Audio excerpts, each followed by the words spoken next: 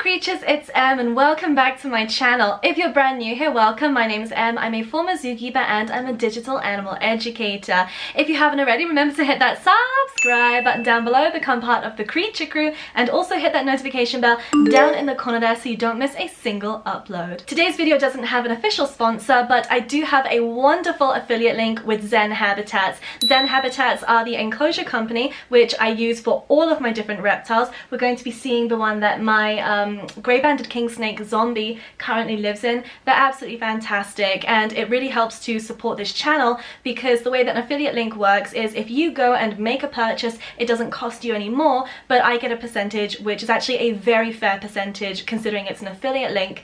And Zen Habitats are just so supportive of me and my channel and what I've been doing, so it's a really lovely way to get yourself a great enclosure for your reptiles. They are larger than standard sizes, which is phenomenal, and they're fair to their influencers as well. So if you wanted to go and check out the Zen Habitats range, please do feel free to go down into my description box below. You can find the affiliate link. All you have to do is click it, and if you happen to make a purchase, then I get a percentage. So that's how that works. I also have a best-selling book called Animal Kind, which you can find on Amazon. It's available in paperback as well as on Kindle and as an audiobook. Again, the link is down below. And I also have a merch store as well, so if you wanted to go and check anything out, all the links are down below. Dobby decided to drop in and say hi. Dobby is my female ferret. I have another called Niffler who's male. He's currently hanging out in his hammock looking really, really cute. But Dobby is going to be 4 soon, I believe. That's really exciting, Dobby. Did you lick my nose? Does it taste good?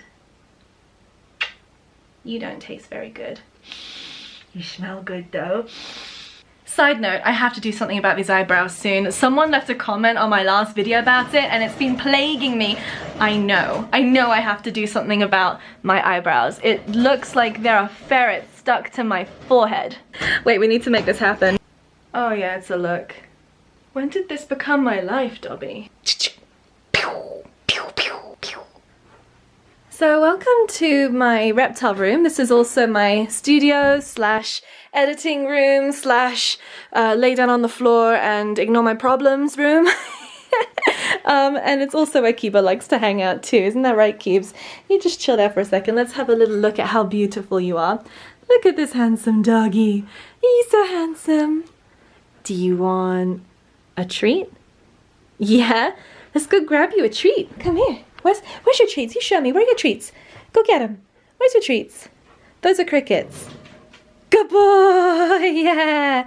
You want these ones? Not sponsored. Can you give me a sit? That's a nice sit. Can you go on your bed? That's a good boy. Can you give me a sit? That's good. What about a paw? That's a good boy. Here you go.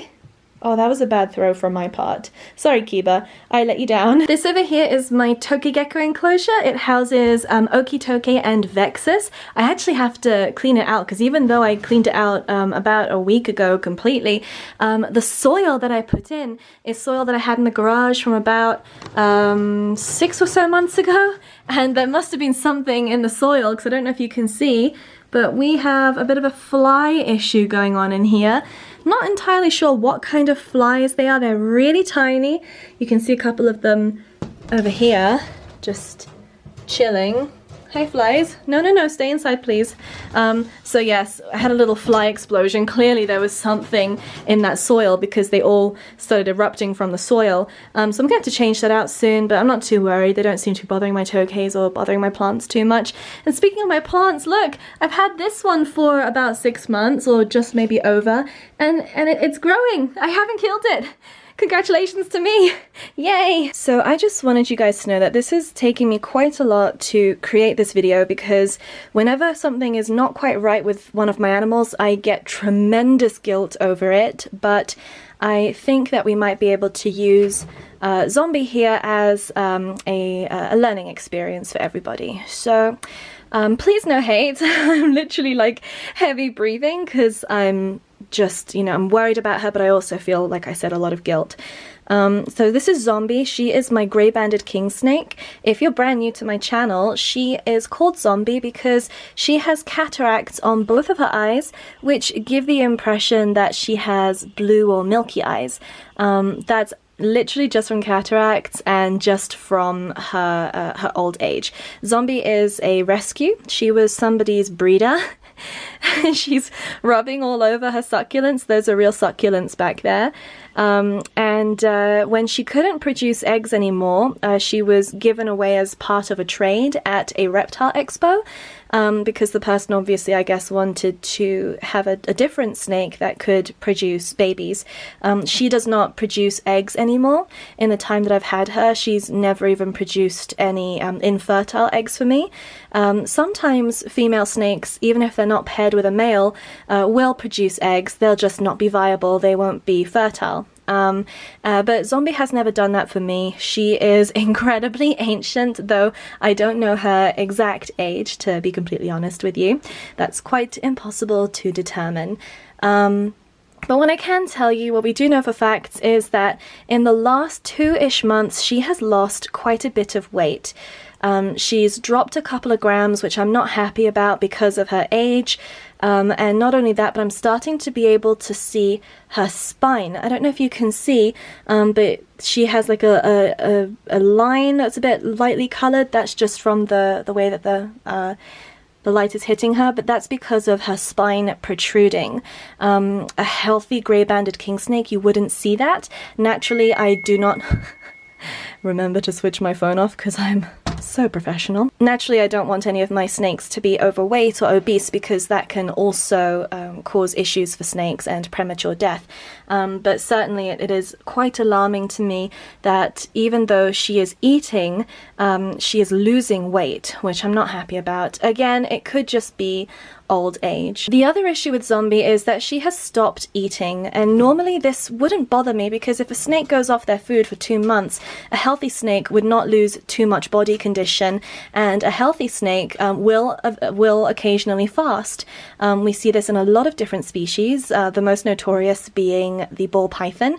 However, with a Grey Banded Kingsnake, or kingsnakes in general, they have a much faster metabolism than a lot of the pythons do, so when she goes off her food, it's more of a big deal than it is for, say, Car, my royal python who lives up there, or ball python rather.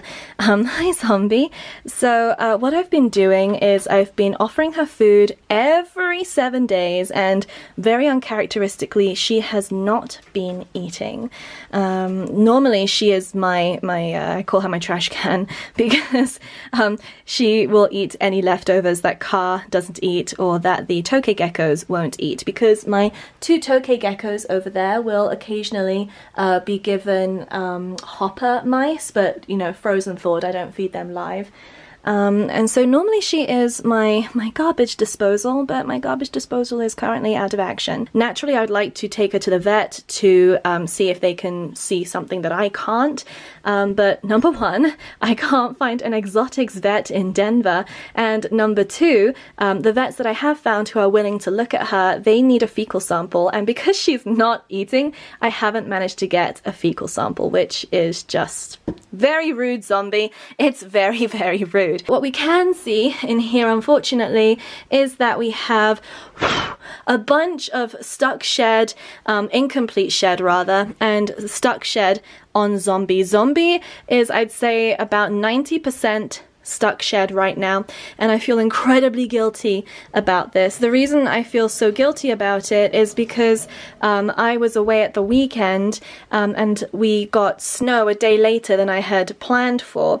Initially it was supposed to be like Friday and Saturday, but it ended up being Saturday and Sunday, and the roads were so bad that I couldn't actually get back here, and I think that was the night that Zombie went into shed. And obviously if I had been here, I would have been able to assist her, I mean, assuming I would have been awake, but she does have stuck shed on her, and I really hate that because it happens so infrequently.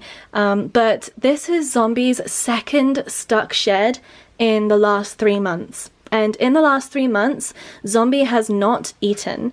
I don't know if it's because of it being winter. The temperatures in here stay exactly the same. So she has a ceramic heater here. This is her hot side. She's got her UV at the top there, which is really great for the plants. You can tell that this one's had loads of new growth and they're all loving it. But for some reason, she's not shedding well. The humidity level in here is usually very low. Number one, it's Colorado. Colorado is extremely dry. Number two, I don't mist it that often, maybe like once a day. But during Zombie's shed, I usually expect her to soak because she tends to soak before shedding. But the last 2 times that she shed, which she hasn't shed properly, she has not soaked. So I kind of have relied on this and her doing most of the work. Obviously, I can't rely on that anymore. So I have to make that a mental note that I just, during her shed, have to stay really on top of her humidity levels. Because I think if it's not medical, it just has to be my husbandry, and obviously I've let something slip somewhere and I haven't been up to par with what she really needs. So we're gonna fix that today. If anybody ever does get stuck shed, it's as long as you don't ignore it, you're okay. It doesn't make you like a really bad pet owner or anything. Sometimes trial and error, sometimes things happen, sometimes pets get sick, and like I said, I have no idea what's going on with Zombie. She is a very old snake, but even very old snakes should be able to have good sheds. So I'm going to reach in there now. I didn't want to touch her too much initially because I didn't want her to get super uncomfortable, but I do need her out of her hiding spot. So let's take a little look here at what we're dealing with. So we're just going to assess the damage first of all. What I can see is that she has successfully managed to remove her eye caps, which is fantastic because stuck eye caps can be a nightmare.